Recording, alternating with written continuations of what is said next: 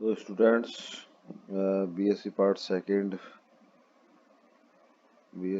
Second में optics हम आपको आज फिर एक बार पढ़ाते हैं। तो लास्ट टर्म पे हमने प्रॉपर्टी ऑफ कार्डिनल पॉइंट या मुख्य बिंदु के गुण, प्रधान बिंदु के गुण पढ़ लिए थे। अब हम बताते हैं थिक लेंस या रिफ्रैक्शन थ्रू थिक लेंस या मोटे लेंस से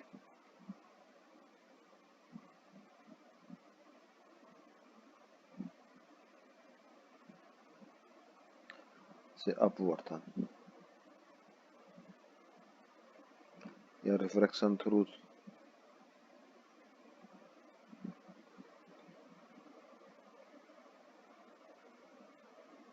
थिक लेंस, रिफ्रैक्शन थ्रू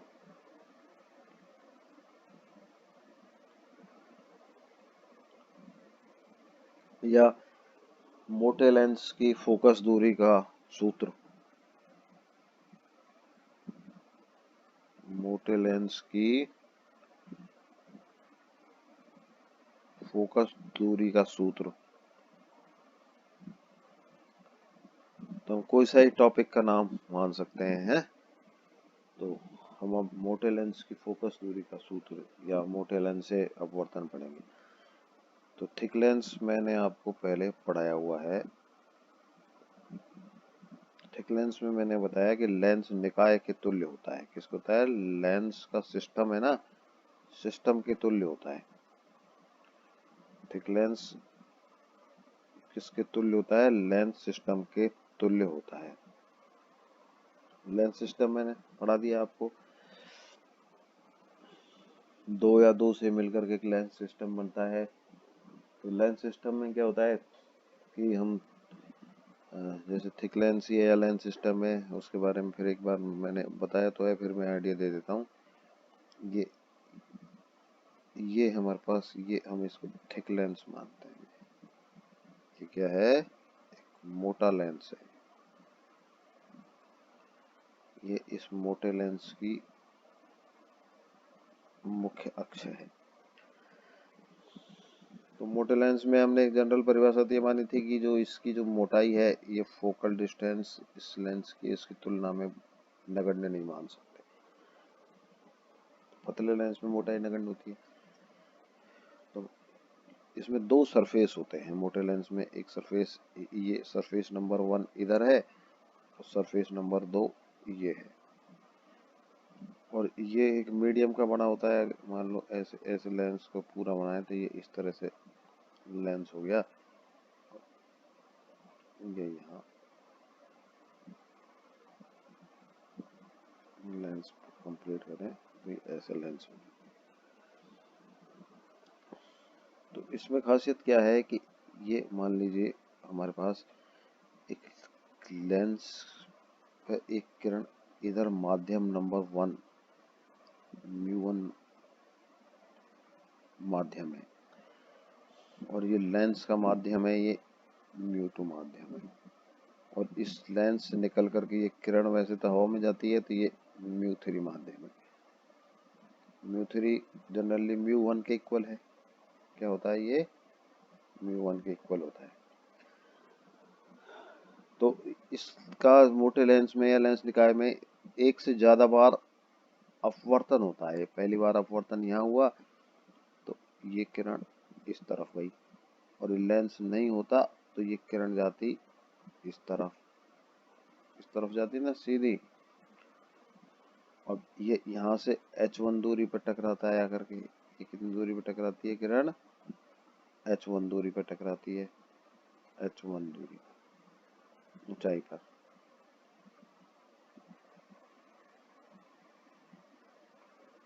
और यहाँ पर आते आते इसकी ऊंचाई h2 रह जाती है। अगर देखिए ये दूसरा वो भी नहीं होता, सतह नहीं होती, तो ये लेंस कहाँ, किरण किधर जाती? सीधी जाती, सीधी जाती।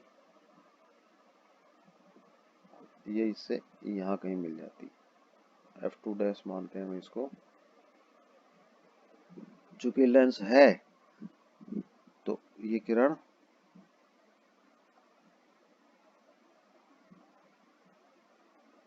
इस तरफ जाएगी, ये F2 तक जाएगी। ये बिंदु O1 होता है, ये O2 होता है।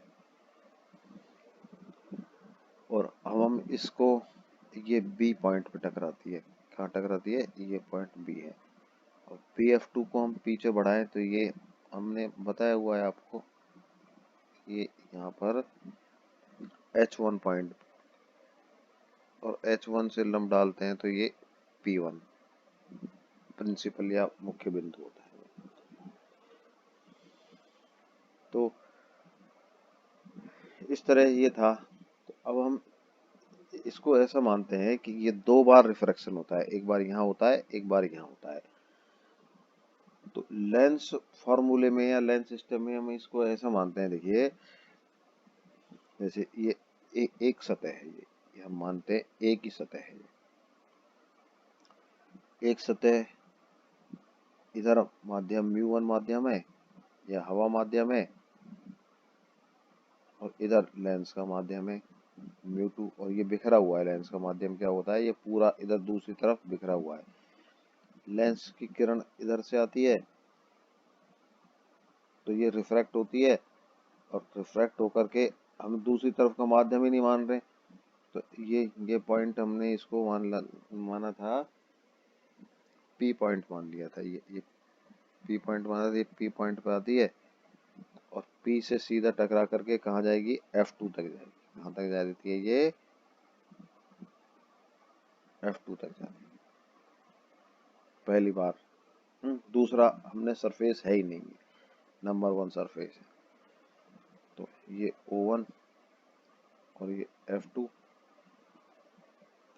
अब क्या होता है, हम दूसरा सरफेस भी मानते हैं। हम ये कहते हैं कि ये मान लीजिए इधर से जो इसका ऑब्जेक्ट है, ऑब्जेक्ट यानी कि बिंब है, वो U कहाँ पर स्थित है? इनफाइनाइट पे स्थित है, तभी तो समानांतर किरण आ रही है। और ये O1 F2 dash, O1 F2 dash क्या हो गया? ये V1 हो गया। ये क्या हो गया? V1 हो गया। तो अब हम इस स्थिति में लेंस फॉर्मूला लगाएं। लेंस फॉर्मूला क्या होता है? देखिए U1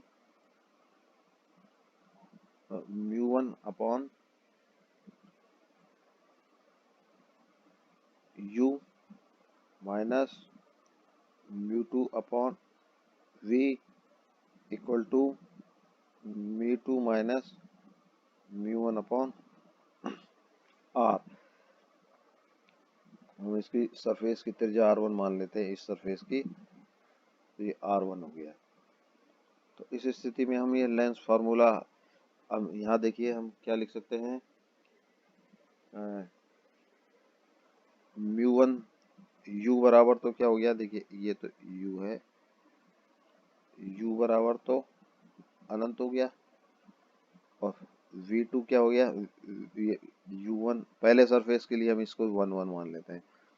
V1 क्या हो गया? O1 F2 डैश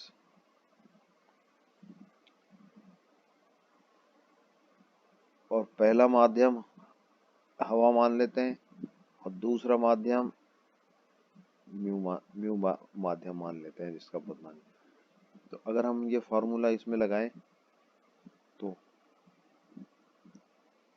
एक मिनट, ये फॉर्मूला लेंस फार्मूला तो थोड़ा सा इस तरह से है, म्यू अपॉन वी। मैंने लेंस फार्मूला दोबारा लिखता हूँ, मैं गलत लिख दिया है।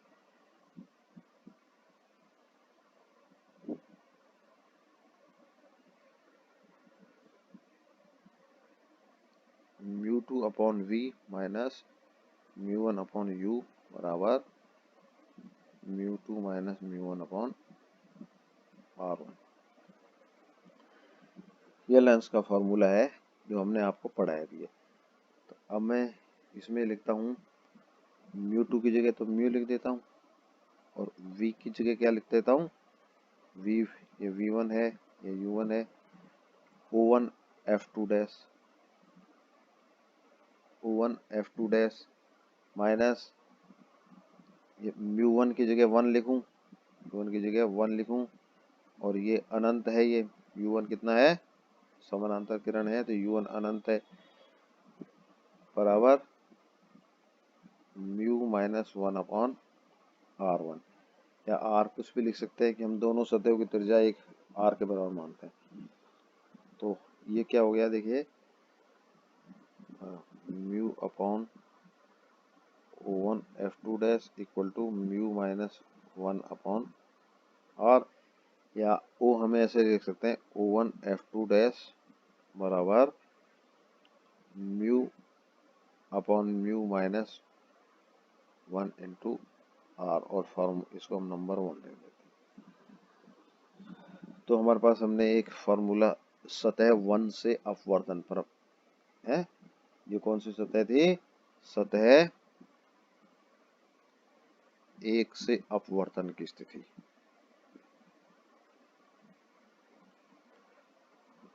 अब हम दूसरी सतह पे आ जाते हैं। देखिए अब हमने मान लिया ये दूसरी सतह यहाँ पर स्थित है, तो अब दूसरी सतह के अपवर्तन के लिए हम क्या मानेंगे, जो पहली सतह ने जो यहाँ पर इमेज बना दी, ये दूसरी सतह के लिए ऑब्जेक्ट हो जाएगी।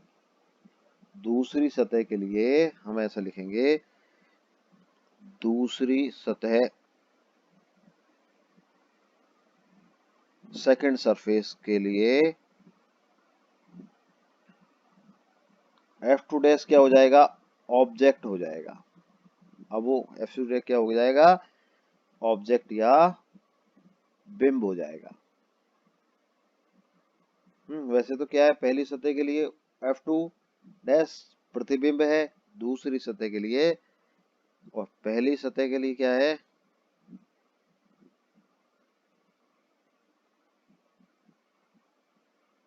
F2 डैश प्रतिबिंब है या इमेज है। लेकिन दूसरी सतह के लिए तो हम ऐसा माने कि ये यहाँ पर वो रखा हुआ है, एक बिंब रखा हुआ है, और दूसरी सतह, इसको फिगर को ऐसे मैं बनाता हूँ, ये मुख्य अक्ष वही है। अब ये सिर्फ हम दूसरी सतह को देखते हैं, ये दूसरी सतह है, यहाँ पर F2 डैश पर क्या रखा हुआ है, एक बिंब रखा हुआ है, और इससे ये किरण इसके ऊपर आपतित है। तो इस पे आएगी ये आकर के, और ये F2 ये जगह है, ये F2 डैश है, और F2 ये इसका प्रतिबिंब बनता है, काल्पनिक प्रतिबिंब बनता है इस तरफ ही, यूं मान के चलते हैं। ये क्या काल्पनिक है, ये बाद में ये रियल हो जाता है। तो ये बिंदु O2 है यहाँ पर, तो ये स्थिति है दूसरी सतह के अपवर्तन के लिए। F2 डैश ऑब्जेक्ट या बिंब है, और F2 प्रतिबिंब है। तो ये दूसरी सतह के लिए हमने इस तरह फार्मूला बना लिया। तो इस सतह के लिए देखिए, अब हम ये वाला पहली सतह हो गई है, क्योंकि यहाँ से तो म्यू टू बराबर तो क्या हो गया, म्यू हो गया, और क्या हो गया, म्यू टू बराबर तो म्यू हो गया, और म्यू वन बराबर वन हो गया। एक मिनट एक मिनट,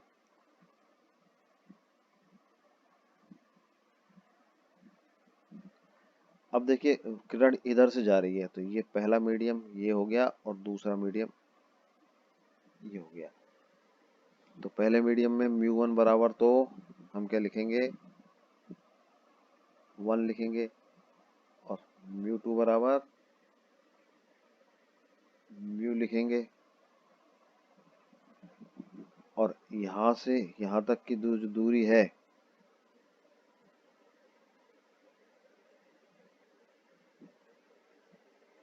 ये v हो गई, ये u हो गई, और यहाँ से यहाँ तक की दूरी V2 हो गई दूसरी सतह के अपवर्तन के लिए। तो हम जो लेंस फार्मूला है वही है mu upon mu two upon V और माइनस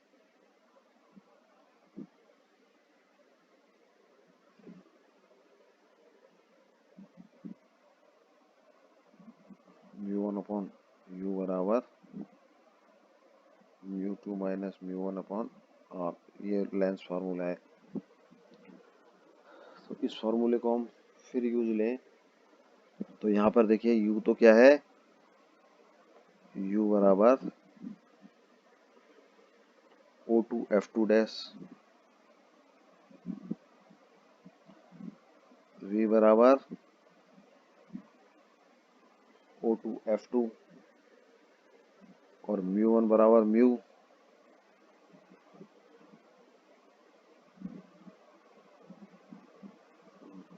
वन बराबर म्यू एंड म्यू टू। ये गलत दिखा था हमने, म्यू वन बराबर म्यू और म्यू टू बराबर वन। म्यू वन बराबर म्यू और म्यू टू बराबर वन। तो हम इसमें यहाँ रखते हैं तो ये क्या आ जाएगा, म्यू टू बराबर तो वन और v की जगह O2 F2 minus mu one की जगह म्यू और u की जगह O2 F2 dash equal to one minus mu upon R. तो ये मेरे पास सेकंड सतह से रिफ्रैक्शन का फार्मूला आ गया। अब मैं क्या करता हूँ, इस इक्वेशन को मैं नंबर 2 इक्वेशन मान लेता हूँ। ये इक्वेशन हो गई 2 नंबर इक्वेशन। अब मैं दो ट्राइंगल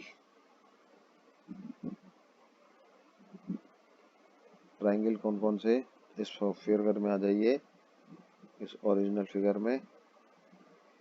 तो इस ओरिजिनल फिगर को चलो आज हम यहीं तक ही करते हैं, कल इसके बाद कल बताएंगे।